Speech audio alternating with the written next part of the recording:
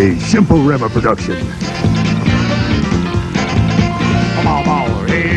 Look in there.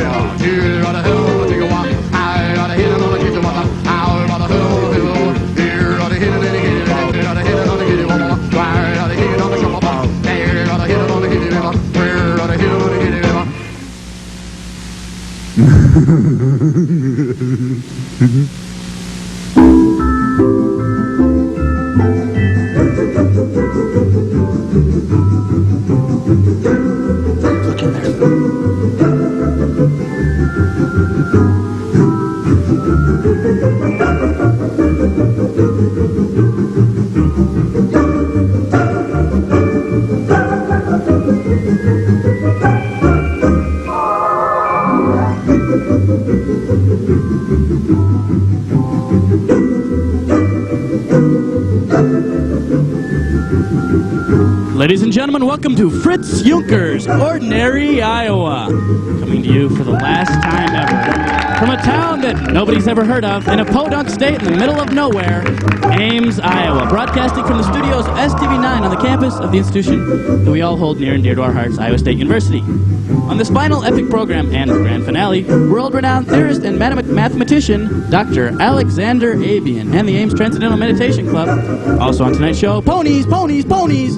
And the worst of Ordinary Iowa's past shows, masterpiece and greatest production of Ordinary Iowa, Bob Ross uncovered the true story behind Bob Ross's death. Or from television superstar Pete Jordan, story time with Jason Taylor, and direct from the man himself, Fritz Jünker, a special goodbye and salute to the greater Ames and Nevada cable area. And now, for the last time ever, your gracious and pleasantly deranged host and friend, the man with the golden chode, Fritz Jünker. Please, no flash photography.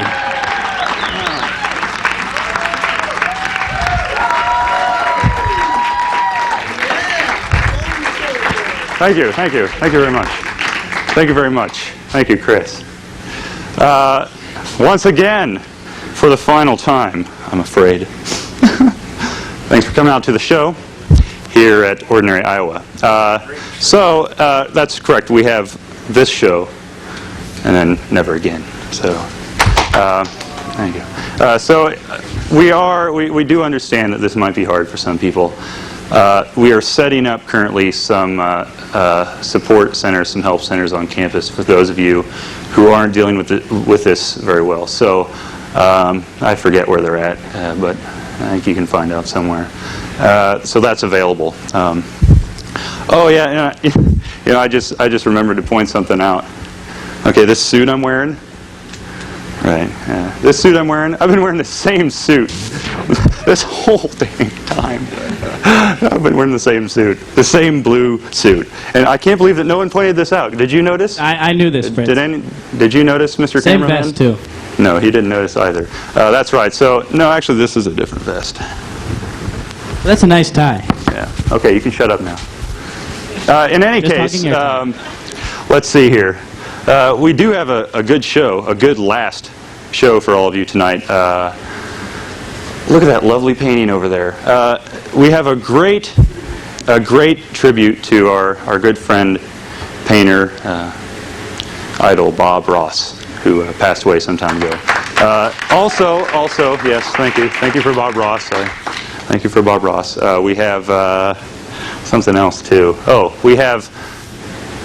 Huh? What? Just tell me what's on. Do you need to know what's on the show? Yes, I do. Worst of Ordinary Iowa. Okay. Story time with Jason Taylor. Story time. Bob Ross. Bob Ross. More Pete. Yeah. Like we need more Pete. That's true. And okay. Thank you. My favorite television See? cooking star. See, I know what's going on. I host the show and generally keep myself well informed.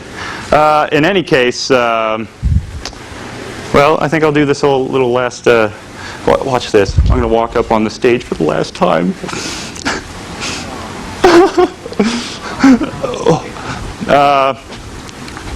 We've been doing this show for almost a year now, and we've done some real crap. And we know this. We've made some crap. Thank you. We're going to show you some of that crap now. They love the crap, and here it comes. Hi, my name's Chris Bradshaw. Most of you don't know me, but you hear my voice at the beginning of every Ordinary Iowa. Now I sit off stage and I do my little announcer stuff, and I've had to sit through some pretty excruciating television, which is why I'm here today to bring you the worst of ordinary Iowa. We have all kinds of wonderful clips today, and let's just start out with, well, it's his fault, it's his show, it's Fritz and his lack of ability to do a monologue. Sorry. Pay very close attention to the applause sign. Spent a lot of time on that applause sign. It's a nice applause sign. We like our applause signs. It's a good applause sign. Oh, see? Oh, thank you, floor director, for that marvelous, marvelous cue there. I'd never done monologues before. I'm not going to lie to you people. I'm not a funny man. I mean, that was the best that I could do. If that's not good enough, go find another show. Toast badminton. I don't exactly know where this idea came from or why. I hope you didn't see it, but... No, what's going on here? I'm I'm getting scared. Yes, thank you. Thank you. Yes, cue. I'm really... The toast, what's wrong with this toaster? We had toast, we had badminton. Together, they just don't mix. It was complete crap. You know, there's absolutely no humor in that whatsoever. But it got even worse. Now, we always sometimes wonder about, you know, Fritz's sanity and just his mental state in the whole thing. Well, he decided he was going to interview an egg roll. What are your feelings about the general disrespect for, for egg rolls in general? I mean, how do you feel about this? Well, we got the egg roll, and it seemed like a good idea. What the hell am I doing? It was all Fritz's idea. I didn't have anything to do with it. He's just got to waste time. It was really stupid. It appears as though the guru is deep in thought at this point. I'm waiting for my opponent to move. Okay, he's waiting for his... Looks like, Well, things seemed to be going fine until he castled long into the queenside attack, and then everything fell apart. The pawn started dropping. He fianchetted his bishop, and it was mate in 3. honestly, I don't even like chess. Again, not funny, but again, you're watching the worst of ordinary Iowa, so, you know, you can pretty much get what you pay for. Now, this next clip, we all have these professors that we like and we don't like. You ever wonder, could he beat up whom, you know, all that kind of stuff? Well, we did. So we did our own faculty arm wrestling tournament. So we'll let you judge that one on its own merits. I guess we just go ahead and start the arm wrestling. Good luck. Okay. Is there a bell? Ding. I've always wanted to see two professors go at it. I mean, come on. Arm wrestling, faculty. We thought it would mix good, but didn't turn out that way. And the more your performance goes down... Performance? Don't talk about performance. Performance! Let's free associate for a while. That word has bad connotations. Cut it out. Wilma, jump. Wilma, jump. Jump, you stupid! Well, when we found him, he just seemed like another beanbag expert. Turns out the guy was just crazy. In fact, a lot of the people that we get on our show seem crazy. Sometimes I wonder why that is. I don't know. Maybe my mom sends them.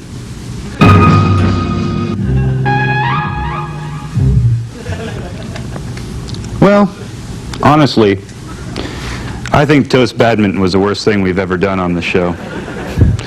Sometimes I walk down the street and it's just hard to face people. Sure, that was bad TV, but we've also had our lighter moments here in Northern Iowa. Some really great television, some cutting-edge stuff. Stuff that may actually get us a job someday. Stuff that I'm actually proud of, like this. Mr. Chris Bradshaw, that's our live satellite correspondent, Chris Bradshaw, looking for a groundhog, I believe.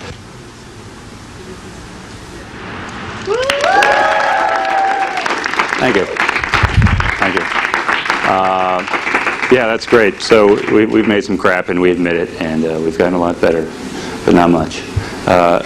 We are going to go to a commercial break. No? Oh, we're not. Anyway, so when you hear things like, okay, so I guess we are ready to bring out our first guest. Aren't we lucky?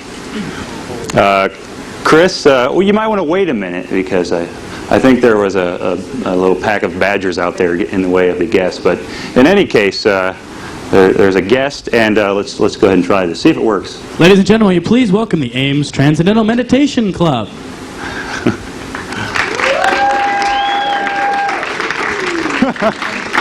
Do you want me to just go out and get him, Fritz? Hello, Ames Transcendental Meditation Club. Are you there? I love That's live right. television. Come on out. Get a nice shot of the door, and then it's me. What's that? Do something that kills time for the audience. We don't want people to sit here and be... River. No, he's a terrible singer. I've never done this. I'm going to go inspect and see. Whoa, I'm going to go inspect and... Oh, there we are. Excellent. Hello, welcome to the show. Thank you very much. Just a mere lapse of time. Go ahead and have a seat here. Here, man. Well, welcome to the show, ladies. Thank you very much. Okay. First of all, could I get you to introduce yourselves? My name is Susan Ruby, and I'm part of the TM Club on campus. And with me tonight is Barb Crockett. Hello, Barb. Hello. Turn that up there. Now, I was told what we're going to try to do here tonight is Barbara is going to begin meditating while Susan and I conduct an interview. So, I don't know what we need to do to begin this, but if we could do that, that would be good. And okay. And what I would like you to do is explain what's going on in Barbara's mind right now for the viewers, perhaps. Sure. That little minor mic adjustment there. There we go. It's not a very good mic. Okay. Anyway, so what is going on in Barbara's mind? Well, the TM technique is simple. It's so simple that even children do it. It involves no ability to concentrate. It's a very simple mental technique, as you can see, that one practices for 20 minutes with the eyes closed. Right. Now, you're not tuning out the mind. You're not turning off the mind. The mind thinks, and that's what Barbara is doing. She's using the thinking process in a very specific way that has very great benefits in daily life. We don't meditate for the actual experience of meditation. It's pleasant to do. But we meditate for the benefits in activity. And some of those benefits include more clarity of mind, greater energy, greater dynamism. Students find that their grade point average goes up. And they're all Well, anyway, we put together a video that for you. So if we could, let's roll the video while we're fixing mic problems, of course. Transcendental meditation. The activity of the mind settles down. And when the activity of the mind settles down, the mind is in the character of unbounded awareness. Unbounded awareness. Attending a free introductory lecture gives you the complete information necessary to start TM. Then the technique is learned in 4 easy classes of about an hour and a half each. You practice TM sitting comfortably in a chair with your eyes closed for a few minutes twice a day. On the outside, you appear to be just resting, but inside you're remaining awake. You don't have to be able to concentrate or change your beliefs or lifestyle to begin to enjoy.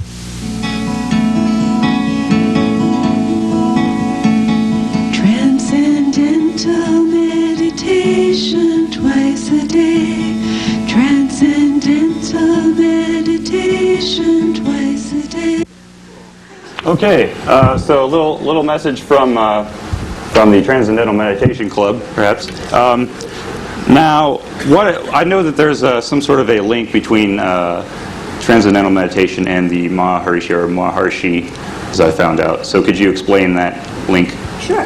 Maharshi is the founder of Transcendental Meditation. He studied in the Himalayas for about 13 years and then came out to the West, and that includes India. This knowledge has been in the Himalayas for thousands and thousands of years, and just in the past 40 years has been available. Okay. So, of course, also with the Maharshi, what's the correct pronunciation? Maharshi. Maharishi, okay. With the Maharishi, it's often heard the word levitation. So why is that, and how is that? Can you explain what's going on with that? Sure. The more advanced TM Siddhi program involves levitation. And what happens at that point is that the mind and the body are so integrated that when one has the intention to fly or to have the body lift off, then the body can actually do that. And the benefits of practicing this technology are even more profound than the TM program. Has this been proven? I mean, is there documented footage of people actually coming off of the ground? Oh yeah. Yes. Yeah, there are videos. Okay. We should have got that one. Anyway. Is transcendental meditation something for anyone, perhaps like the audience? Could our audience become expert transcendental meditationalists? Sort. Well, the benefits of meditation come right from the start. You don't become an expert, you're automatically an expert because you're giving the body very deep rest. Right. And the body and the mind getting that deep rest, immediately you begin to have benefits in life. So anyone can learn meditation and enjoy the benefits of it. Okay. Maybe, I don't know, could pets meditate, do you think? Well, there are certain stories where some meditators feel that their pets are meditating. Their pets are meditating while they are, of course. I have a bird, you know.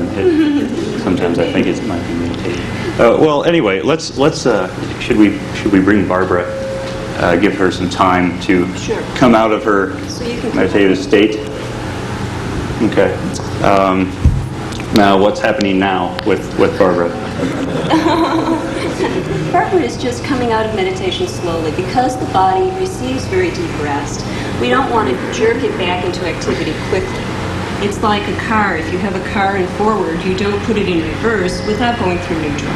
Right. So we just give her some time with the eyes closed for her to come back into activity more smoothly. Okay. When would she be ready to speak? Sometime soon? I would say maybe 30 seconds. Okay. She's still coming back. How did you get involved in this program? I had a friend who raved about the benefits, and I tried it for myself, and I agreed. You agreed. Okay. Well, let's see. Barbara, how are you doing? Okay. You're doing good. Okay. How was your meditation session live on Ordinary Iowa? Did you enjoy it? Yeah. Perhaps a little more fruitful than some other sessions, or about the same? No, they're pretty much the same. Okay. No, it doesn't really matter your surroundings. No. Okay. Do you feel different currently? Do you feel?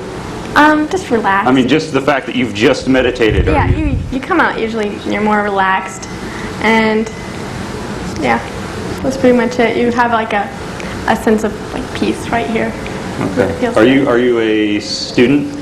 No, I'm in high school. I'm a junior. Okay. So how did you get into the Transcendental Meditation Club? My aunt told me about it. She's been a transcendental meditator for a long time, and she suggested that I did it, and it's improved like every part of my life. How so? I find it easier to study, and my grades get better, and my relationships with people are better, and I can take things more in stride, and I feel like I'm more productive and less tired during the day and stuff, and a lot more rested. Good. Yeah. Okay. Well, in any case, we're running out of time, but I would like to thank the two of you and for coming here to the show and explaining a little bit about what you do and its availability. Any plugs you would like to give quickly? Yes, I'd like to let people know that there'll be a free introductory lecture tomorrow evening at 7 o'clock in room 230 of the Memorial Union, and it's free. Okay. Thank you very much. Thank you very much.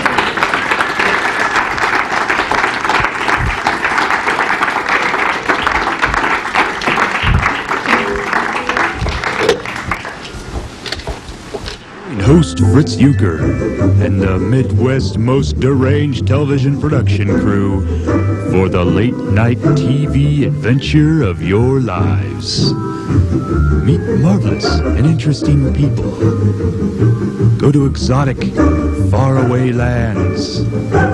Indulge in the neurotic intoxication that is Iowa. Ordinary Iowa, 8 p.m. Tuesdays and Thursdays, only on STV9. Trees make a world of difference. Between sand and dirt and shaded parks for baseball, picnics, and quiet walks. Between steamy, sun-baked streets and friendly, shady neighborhoods, trees make a world of difference. Between drab and unpleasant places and Tree City USA's, where it's a pleasure to live every day. To learn about Tree City USA, write the Arbor Day Foundation. Support Tree City USA and let trees make a world of difference for you.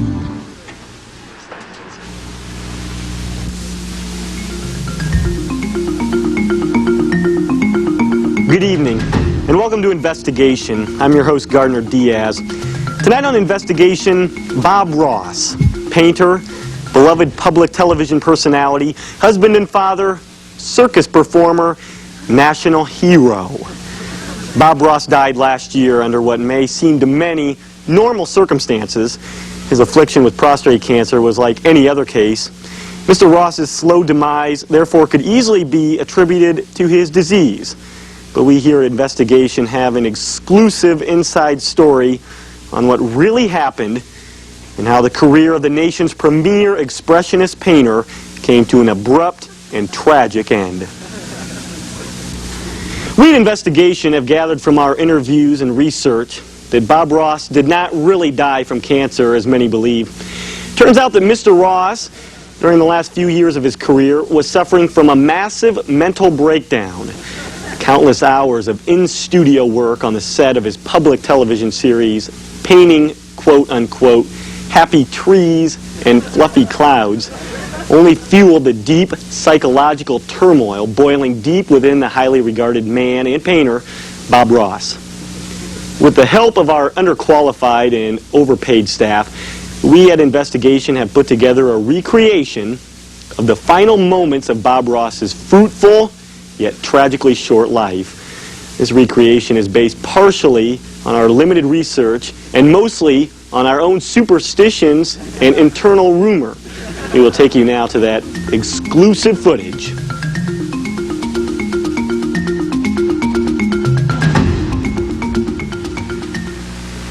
Yes, I think your friends will be very happy with these paintings. They definitely will sell. Just touch up here, and we're getting ready to add a little bit of spice to the sky. We're going to put some happy clouds in there in just a moment, but first we'll finish up down by the lake here, where we just bring it down, pull it down. It's very easy. Okay, and now we're going to add some happy little clouds to our sky. We just dab our brush right here in the blue, and we'll just go up here, and you just want to dab it onto the canvas. Make them fluffy, and we'll put one up here, and we'll just put one up here, right up here next to the other one, just floating along, no worries at all.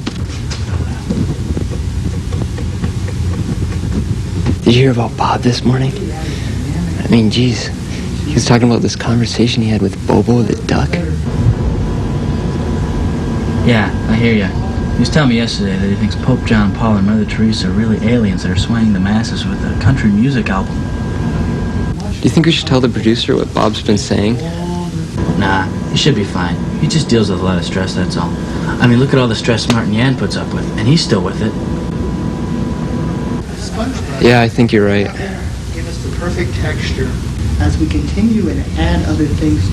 And now we're going to put in a happy little tree. We'll start with the trunk, and we're going to put it right over here on the side. We'll just pull the trunk up. Isn't that a happy tree? Yes. Everyone loves a happy tree. We'll just put that right there. And later we're going to put in his friend right here. We'll just get a little friend for him. Won't that be happy? Oh, yeah. Aren't we just having a wonderful time here?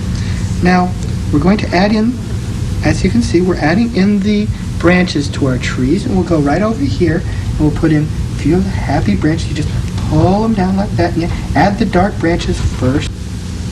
So what's so happy about those damn branches anyway?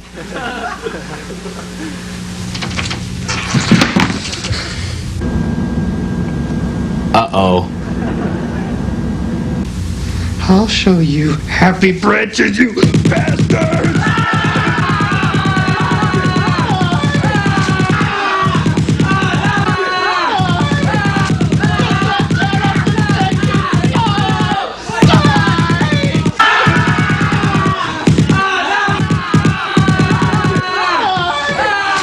told me I wouldn't have to keep painting all this crap. They told me I'd be a respected painter, somebody that people would look up to. They all lied to me.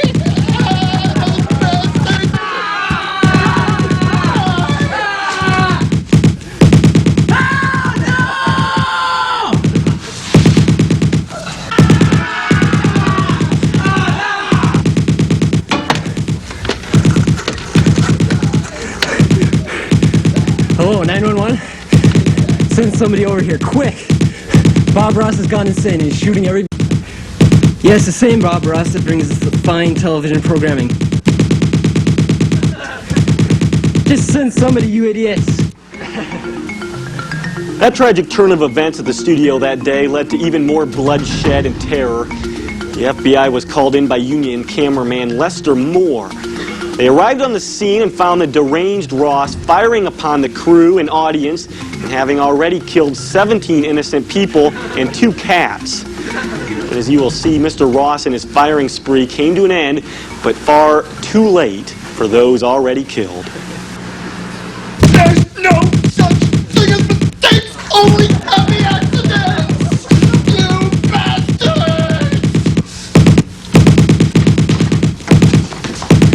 FBI! Put down your weapon, Bob! I told you, Mom, I'll clean my damn room when I want to. You can't tell me what to do, Mommy!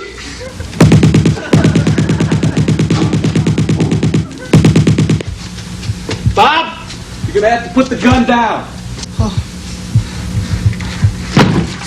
Stop right there. I'm not afraid. I'll do it.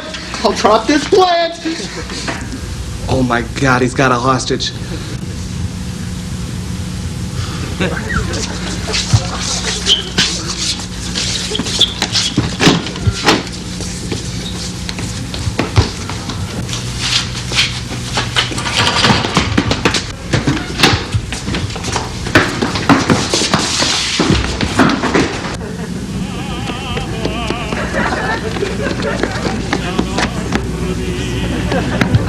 Mi cantar se vuelve gitano cuando es para ti.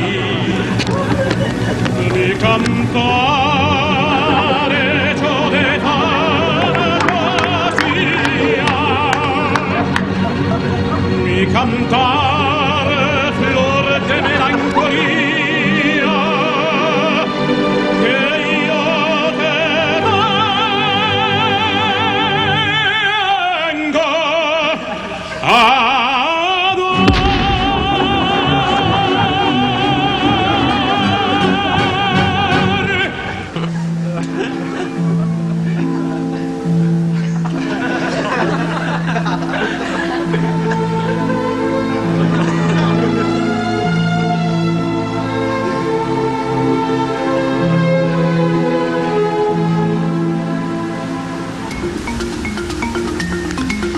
As you can see, ladies and gentlemen, sometimes the truth is not what it seems. We hope you'll join us next time when we profile the singer Ethel Merman. Was she just another pretty face and voice? Or was her death something more? We hope you'll join us then. Good night.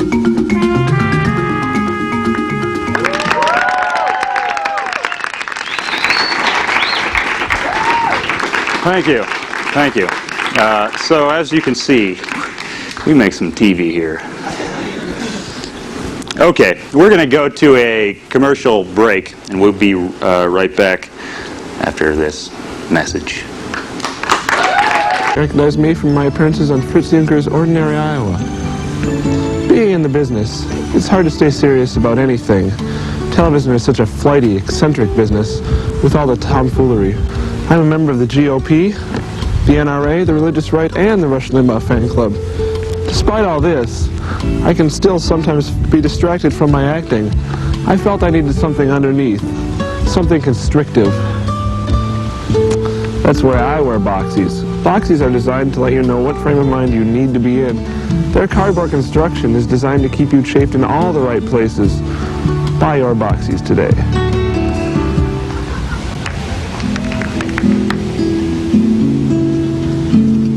Hello, I'm Pete Jordan. I'm a regular on Fritz Jünker's TV dynasty, Ordinary Iowa.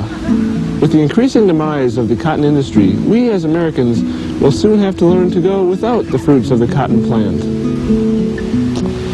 The price of cotton balls is already on the rise, and stocks in the t-shirt industry are decreasing at an excessive rate. Some prospectors look to synthetic apparel to solve this problem, but these materials often don't breathe well. Could you imagine underwear that doesn't breathe? I feel the choice of the future is recycled aluminum. That's why I chose Aluminundies. Aluminundies breathe surprisingly well, and nothing straps around your waist better than a pair of metallic underwear. If you value your underwear and recycling, the choice of the future is Aluminundies. Buy yours today.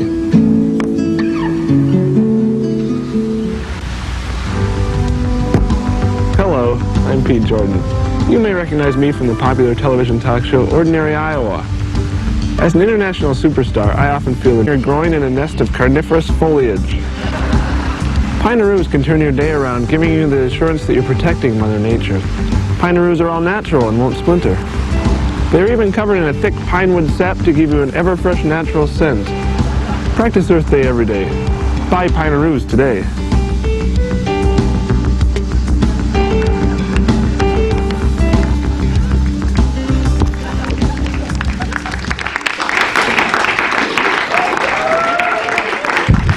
And now, boys and girls, it's time for story time with Jason Taylor. Hello. The first story I would like to read tonight was written by myself and is entitled Questions. Harold had not been looking forward to the day that had finally arrived. Little Jimmy wanted to know where babies came from. Harold flip-flopped about debating in his mind. Was Jimmy old enough to hear the truth? Or should Harold give him another myth to explain one of life's little wonders? Finally, Harold said, "Well, Jimmy, you see, when God cries, his teardrops fall from heaven and land in the clouds. Then they turn to little babies and wait for a stork to take them through the new mommies and daddies." Jimmy paused, contemplating. "Oh," he said, "where does the mail come from?" "Good question," said Harold. "Your mother and I have sex and it just shows up in the mailbox." The next story I would like to read is entitled Dealing with Bushes. One day a man was walking down the street with a bird in his hand. As he rounded the corner, he saw a bush with two birds. "Hey, bush," said the man. "Hey, what?" said the bush. "I'll trade my one bird for your two," said the man. The bush laughed a hearty bush laugh. "Ha ha," said the bush. "Now why would I want to do that?" "Because," said the man, "a bird in the hand is worth two in the bush." "Oh, I forgot," said the bush. So they traded. The next day the man was walking down the street again when he saw the bush. He started to walk to the other side, but the bush saw him. "Hey, buddy," yelled the bush. The man stopped. "Are you talking to me?" "Of course I'm talking to you. You screwed me yesterday. That bird thing doesn't work because I have no hands. I'm just a stupid bush." "Well, stupid bushes shouldn't make stupid deals," said the man. And he laughed a hearty man laugh. "Ha ha!" Then the man turned to walk away when a tree fell on him. "Help me!" screamed the man as he stretched out a hand. But the bush just laughed because bushes don't have hands. The final story I would like to read is called The Perfect Movie. In my mind, the perfect movie goes like this. Okay, first there are these two guys who make stuff explode. At first it's anything, but then it's only stuff they don't like.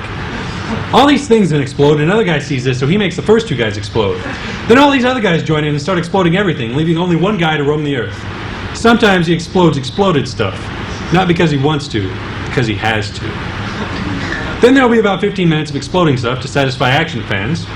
Then this one guy finds this lady, and they go into this house that's been exploded, and they might be doing something seedy, but you can't tell because there's this huge explosion. This blah, blah, blah. And then there's this one thing that this guy likes, and the lady blows it up, and this makes him pretty mad. So then finally the guys from the beginning show up, and he shoots them.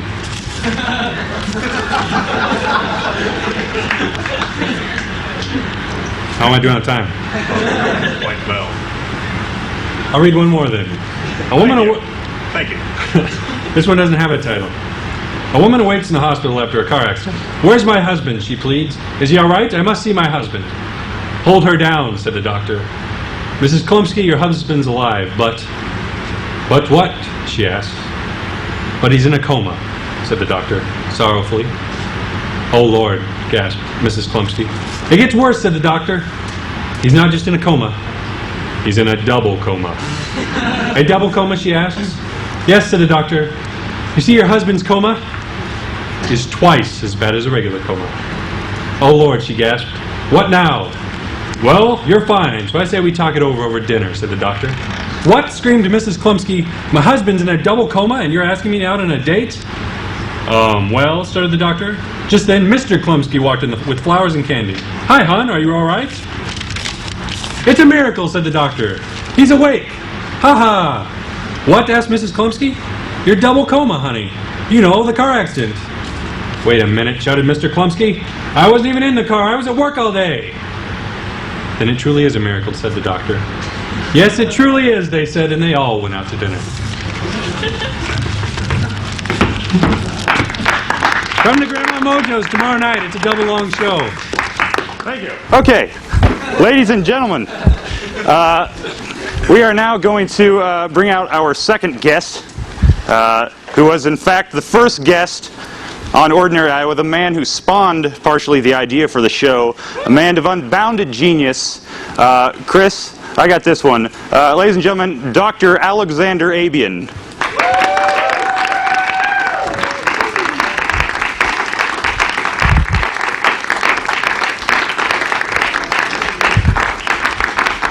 How's it going, sir? Let me get you turned on here. Go ahead and step on up on the stage. How are you today, sir? Fine, thank you. Excellent. Dr. Abian. Yes. Welcome to the show. Again, our last guest on the show ever. Yeah. You must be proud. You can tell your children or something. Well, of course, everyone knows you from the first theory you discussed on the show, which is the theory that if we blow up the moon, it will tilt the Earth's axis and eliminate the seasons and eliminate a lot of other bad problems dealing with the Earth. Correct? Is that a fairly good summary? More or less. Okay. Although that phrase "blowing up the moon" was sensationalism of journalistic order. That's crazy. The idea was to make to alter the orbit of the Earth. Okay. Well, in any case, that's old news. It's right? old news, yes. Okay. Yeah. I hear that you have some new ideas and some new things you've been working on. Namely, I know that you attended a conference in, I believe it was Russia, discussing this. And the first thing that I heard about was the fact that you have a new theory of creation. Yes, I am very glad that you asked. You know, the mainstream establishment of physics and astronomy believes that the universe was created via Big Bang, you know. Right. And that means there was a little atom or this is a molecule which some miraculously exploded and created the universe. Got very large. Yes, I am totally against it, and I do not accept that. Right. I think that it was not a Big Bang, but it was a big suck. And that big suck, not in the pejorative sense. Not in the pejorative sense. No. That means no sexual connotation. I mean, if you find a sexual connotation in big suck, you will find the same thing in Big Bang. You know. Of course.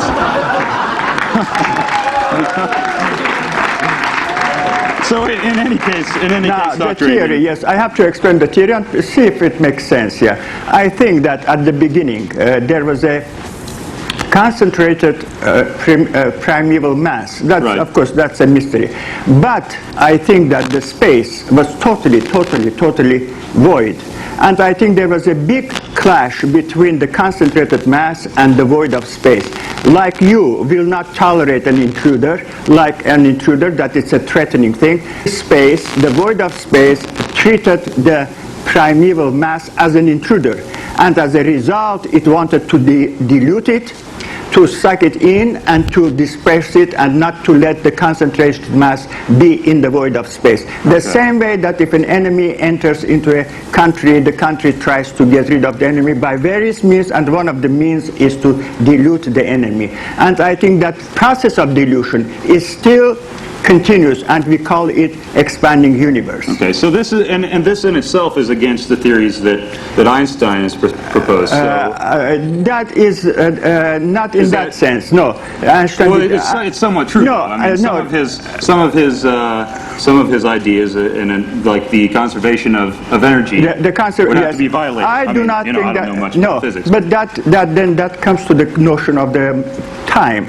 Time is one of the most enigmatic items in physics, and they really gloss over it, and they're never explained. And I believe that watches do not make time. I believe time is precisely a mass of universe which is spent to move time further. The same way that you have inertia and you do not like to be changed, you have resistance to change your position. You like to preserve your status quo. Everybody wants to preserve the status quo of ideas or the status quo of physically themselves.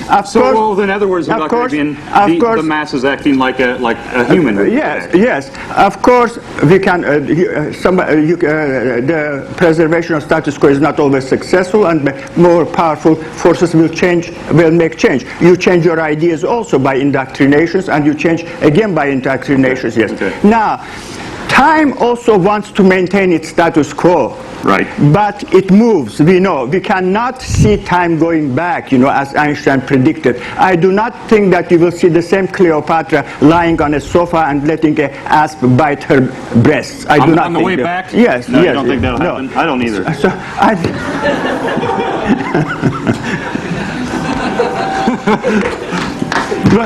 So what you're saying though is mass in a sense what I'm saying has consciousness. No, that means it has human-like qualities. Yes, mass and everything. You are made of electrons and protons and neutrons. And I got a little cottage cheese in there too. Yeah. And this is also made of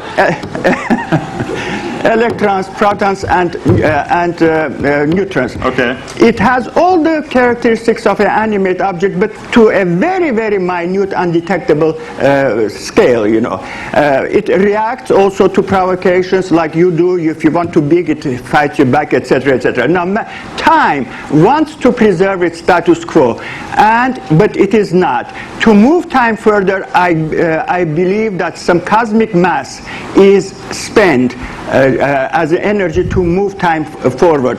And this is the missing mass that you have heard, and nobody explains. I think the missing mass in the universe is precisely that mass which is spent to move time forward. Yes. Well, Dr. Abian, that makes a lot of sense to me. Yes. I mean, speaking of time, we gotta go.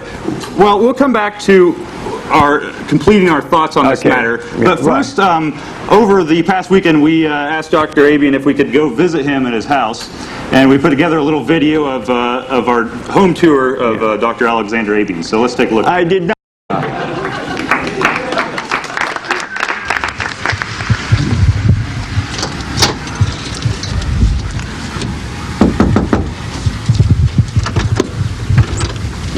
Hello, good evening. Good evening. Dr. Abian. How are you, sir? Fine, how are you? Excellent. Oh, come on, Andy, let's go into Dr. Abian's house. Don't trip on the cord. Okay, so we're here at the home of Dr. Alexander Abian, the infamous character here on campus. Well, maybe famous, actually. That's the way to put it. So, Dr. Abian, could you show us around the house a little bit? Well, this is the living room, of course. Yeah. Of course. So this is my piano. Your piano here? Yeah. Do you play the piano? Well, I used to play, but still. Okay, sit down and play a little bit for us. Yeah, I'm not in good shape to play, but. Oh, I'm sure it'll sound great.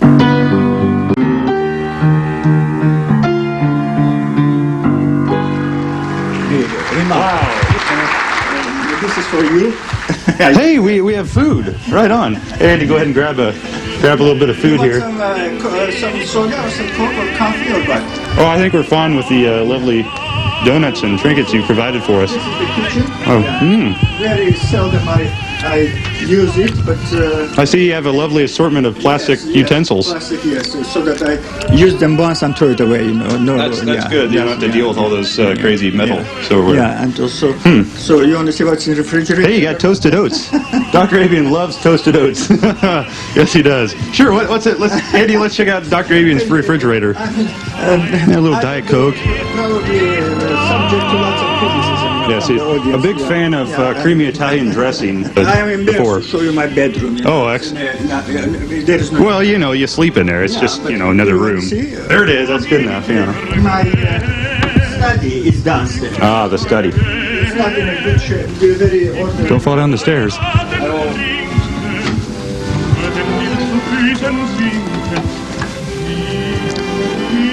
Very nice.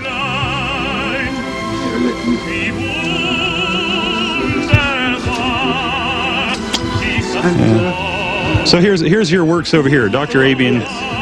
When did you paint this one? 76. That's 76. Why, that was when I was born. Yeah. So this is obviously not me, and this is also my work. Yeah. Those are all very excellent paintings. Yeah. Who's this individual here? Would that be you? That's me. This is get a close up of Dr. Abian as a younger, more younger man. Yeah. Younger man. And this is Venus by Rubens. Oh, I thought maybe that was you too. No, that's not you. Okay. Yeah. So Abian as a younger man. Mind to know somebody like that. Yeah. Should we go look at your furnace? Yeah. Do you find that furnace is efficient enough for your uses? This is quite efficient enough to warm my cold soul. You know. This is where I wash my clothes. I just washed everything back in July. In expectation to see you, so I washed everything. That's good. Yeah, you got a ping pong table here? You're using the ping pong table as what? As just a table to put things on it, you know, as a storage shelf. You know. Huh. Anything else you got interesting here in your house? Nothing very interesting. Okay. I don't know if you want to look at what do you call it? The dehumidifier? Yeah. The dehumidifier is rather interesting. Look at that. Of course, this is for ventilating. Yes, everyone needs to be well ventilated. Yeah. We can end it on Dr. Abian and his wonderful piano musings coming to a cabaret lounge near you soon. Very, very emotional, very small. And another one by Bach.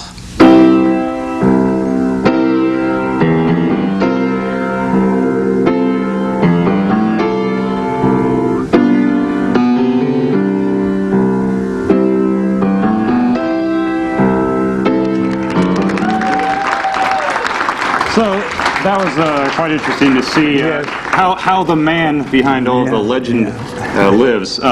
So back on what we were talking about before, we have some more time to clarify and sort of refigure really, things. I would like that the young generation question the old, traditional, and established ideas by the mainstream of establishment. Right. And we were all indoctrinated about time, especially. We think time is what watches indicate, and it is not so. What is what? I think indicates? time.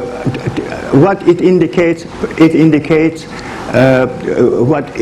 indicates the movement of the hands on your dial. That's what it indicates. Yeah, and the time really has the aspect of mass, I think, and you missing mass. And for the expanding of universe, I would say that Big Suck is really no joke. Big Suck is the answer. It is the same way that you will avoid any kind of intrusion and you will try to maintain your status quo. If you drop,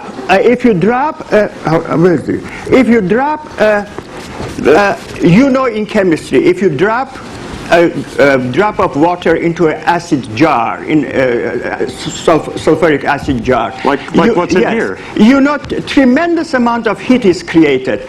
There are explanations. One, probably if you have been You have been in the laboratory, they told you probably never drop a drop of water into acid jar. Because the drop of water is an intrusion to the acid. Acid wants to maintain its concentricity.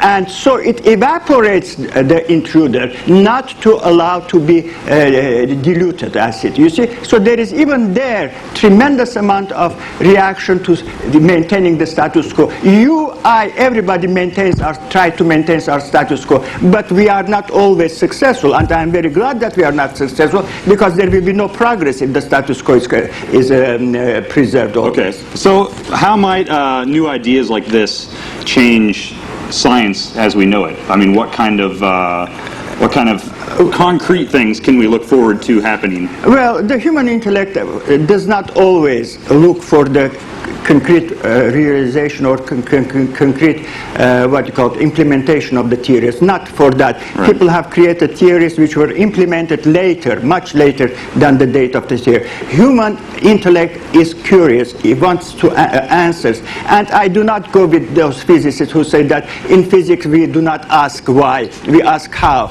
But then you ask why, do you ask how? They don't know what to answer. You know? Well, I think they're just a bunch of nuts. I mean, if more of them were like the two of us, a lot of stuff would get. Yeah. Well, do you have any new plans for the future? Any new things that you're working on? Yes, for the future, I just received, really, and it's not, I'm not trying to plug myself. And of course, go ahead. This is your format. Of course, listen, everybody wants to impose his ideas to another. Everybody, there's a tendency of imposition of one's ego upon the other. But I just received from BBC of London invitation to participate in their program of planets in 1997 or something like that. And yes, perhaps we can look for you there. Yes, and I think the person who is corresponding with me is not too against of using the word big suck, you know. Okay, well that's good. Excellent. Okay, well Dr. Abian, yes, we are out of time. Okay. However, I would like to thank you for being the final guest on Ordinary Iowa. Yeah. And it's my pleasure. It has been since I've known you. And so it's my pleasure also, yes. I hope... Perhaps we'll see you next year on STV9. Yes. I hope I have introduced some ideas for some fruit for thought, you know, so why don't you think about it, really? Thank you. Yeah. Thank you, Dr. Abian. Yeah, okay. We're going to go to a break. We'll be right back.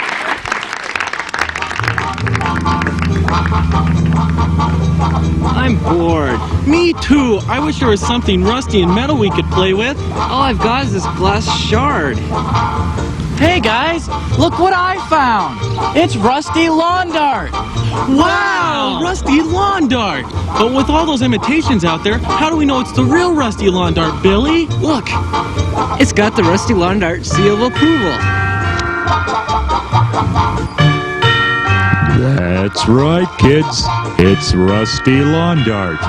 Rusty Lawn Dart is a fun new lawn game.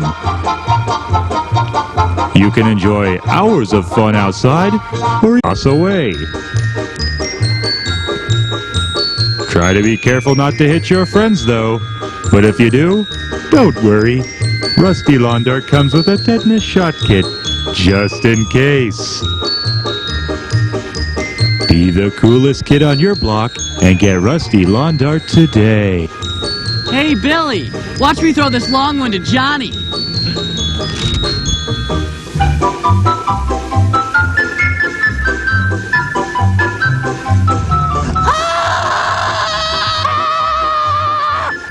Whoops! Looks like Johnny got a lawn dart in the head. But don't worry, lawn darts come out easy. Here comes Billy. Don't worry, Billy. Ah, shucks. Mom's gonna be mad now. See how easy Rusty Lawn Dart comes out, kids? I never knew playing outside could be so much fun. I'm gonna tell all my friends to get Rusty. Rusty Lawn Dart, that is.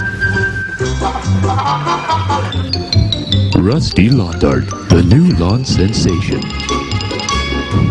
Also available, Junior Landmine Detection Kit. Shard O' Glass. and the Easy Ear Pierce Kit. All fun products from Crapco. Order today. 1-800-234-CRAP.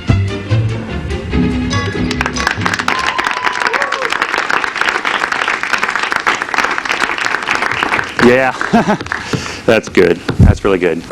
So we're in the final segment of our show. We're about ready to wrap up the last show, and it's been fun.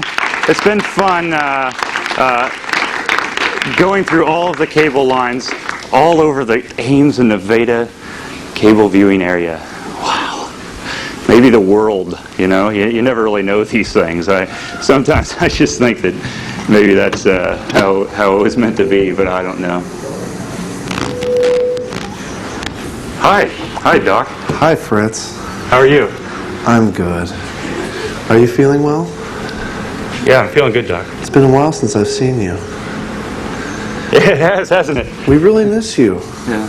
We do. Yeah. We think we could have done a lot more with you. Yeah. Yeah? You could have been a lot better? Yeah, Doc. Hey. I hear the show's just about over. If you come with me, we can go back and have some snacks and some soda, and we can watch it with all of our friends. You want to do that with me? I don't know, Doc. I mean... It's okay, Fritz. We can handle it. Would you like to do that with me, Fritz? Doc? What? Why, Come Doc? on now. Doc, that hurts. Come on, Fritz. Why don't you come with me? Remember the snacks?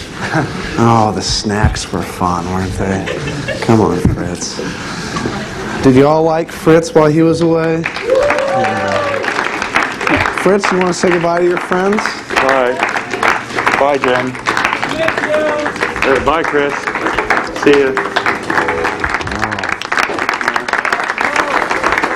Bye, studio audience. We've got double cheese pizza waiting for you, Fritz. Bye, control room. Double cheese with American and double cheddar. Cheese? You like cheddar, don't you? I do like cheddar. I remember you always used to eat those cheddar cheese pizzas. I really liked it when they had a lot to say to me. The cheese pizza. Ooh, where's our ride? There's our ride. Look at that. Just the way you remember it. Yeah.